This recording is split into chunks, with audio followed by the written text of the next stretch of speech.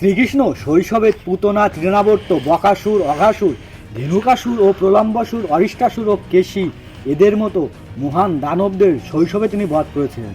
এছাড়া শ্রীকৃষ্ণ যখন যৌবনে পদার্পণ করেছিলেন তখন তিনি তার মামা কংস, কালযবন, নরকাসুর, শিশুপাল, দন্তবক্র ও জরাসন্ধের মতো মহান রথী মহারথীদেরও তিনি বধ করেছিলেন। যদিও শ্রীকৃষ্ণ জরাসন্ধকে নিজের হাতে বধ করেননি, ভীমকে দিয়ে বধ করেছিলেন। কিন্তু আমার কথা তাঁর বধ করা নিয়ে না, আমরা এই ইতিহাসটা জানিই না শ্রীকৃষ্ণ। আমরা জানি শ্রীকৃষ্ণ তার সখীদের বস্ত্র চুরি করেছিল, আমরা জানি শ্রীকৃষ্ণ রাধাকে নিয়ে রাস রচনা করেছিল, আমরা জানি শ্রীকৃষ্ণ অষ্ট সখীকে নিয়ে রাতের আধারে রাস রচনা করেছিল। আসলে শ্রীকৃষ্ণ যে এত কিছু আমাদের জন্য করেছেন, এত কিছু শিখিয়েছেন, সেগুলো আমরা শিখিনি। আমরা এখন যুব সমাজ এটাই হয়তোবা বলে উঠি যে শ্রীকৃষ্ণ রাসলীলা করেছেন, শ্রীকৃষ্ণ প্রেম করেছেন, সেটা কোনো দোষ নেই, আমরাই প্রেম করলে দোষ।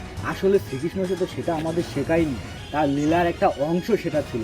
আমাদের যেটা শিখিয়েছে শ্রীকৃষ্ণ আমাদের প্রতিজনের হৃদয়ে আছে। আমরাই স্বয়ং শ্রীকৃষ্ণ, আমরাই পারি এই জাতিকে উদ্ধার করতে, আমরাই পারি হিন্দুত্বকে এক করতে, আমরাই পারি হিন্দুত্বের রাজ্য গড়ে তুলতে।